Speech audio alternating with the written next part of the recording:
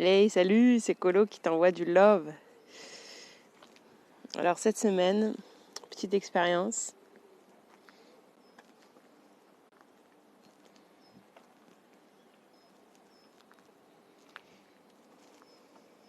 Tu vois tout là en plus gros.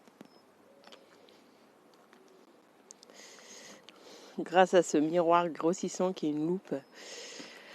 Voilà, c'est ça que je te partage aujourd'hui. C'est un peu ce que je vis et je pense que beaucoup de personnes vivent pendant ce confinement.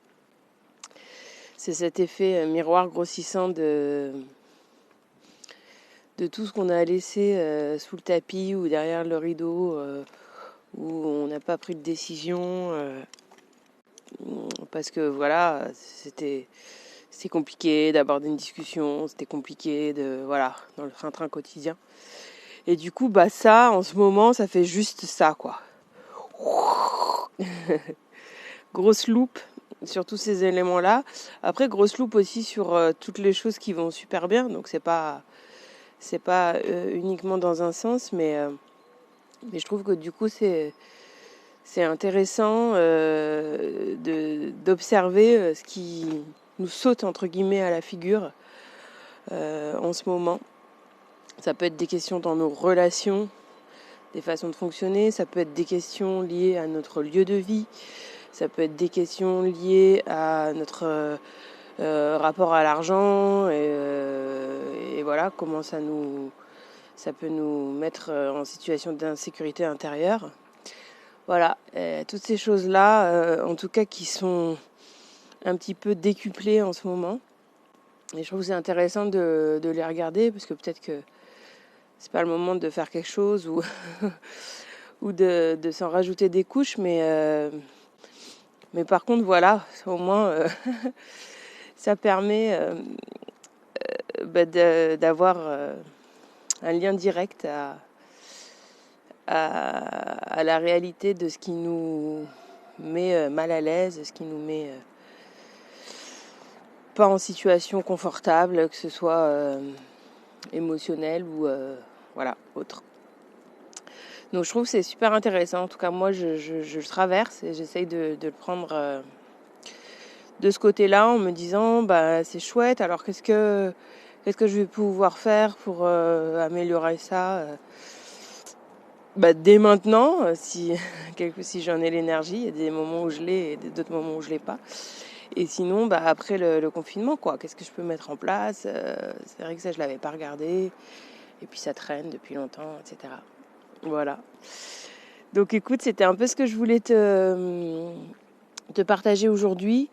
Aussi te dire que ça m'a fait penser à mon maître de capoeira quand je pratiquais, qui en fait, du coup, on jouait tout le temps à deux personnes. Donc voilà, on était dans des salles de cours, des espaces.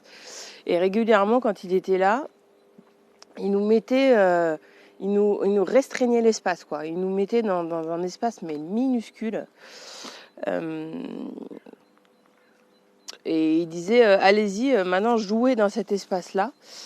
Et moi, sur le coup, je comprenais vraiment pas. J'étais là, mais c'est impossible. On peut faire aucun mouvement, on peut à peine bouger. Et en fait, le travail, c'était un travail après que j'aimais beaucoup au fur et à mesure quand je pratiquais.